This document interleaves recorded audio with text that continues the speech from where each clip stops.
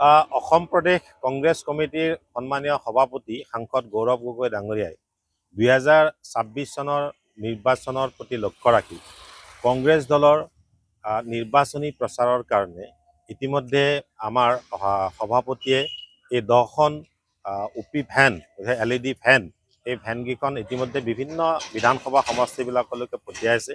আজি কামৰূপ জিলা কংগ্ৰেছ কমিটিলৈকে আমাৰ প্ৰতিটো ব্লকলৈকে একোখনকৈ এই ভেন আমাৰলৈকে পঠাইছে LED ভেন।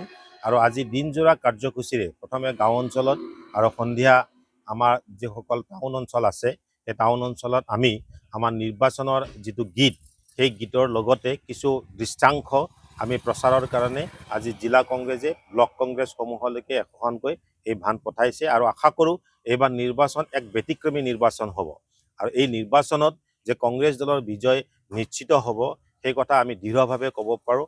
আৰু সৰ্বসাধাৰণ ৰাইজৰ কাৰণে এই আমাৰ যিসকল দৃষ্টাংশ এই দৃষ্টাংশসমূহ আজি আমি কামৰূপ জিলা কংগ্ৰেছে ৰাইজক দেখাবলৈ চেষ্টা কৰিম।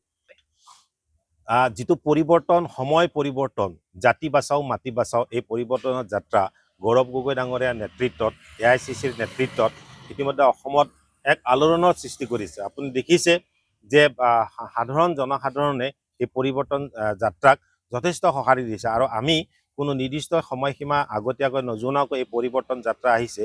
আৰু এইটোৱে সূচায় যে আগন্তুক দিনত হিমন্ত বিশ্ব শৰ্মাৰ ভেটি থৰক বৰক হৈছে, যাৰ কাৰণে নেকি হিমন্ত বিশ্ব শৰ্মাই কেৱল গৌৰৱ গগৈক সমালোচনা হিচাপে লৈছে।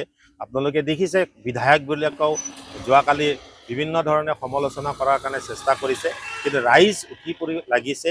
আৰু এয়াই পৰিৱৰ্তন আৰু সময় পৰিৱৰ্তনৰ লগে লগে জাতি বাচাও মাটি বাচাওৰ লগতে কংগ্ৰেছ দলে যি প্ৰচাৰ আৰম্ভ কৰিছে ই নিশ্চয়কৈ 100% ফলপ্ৰসূ হ'ব।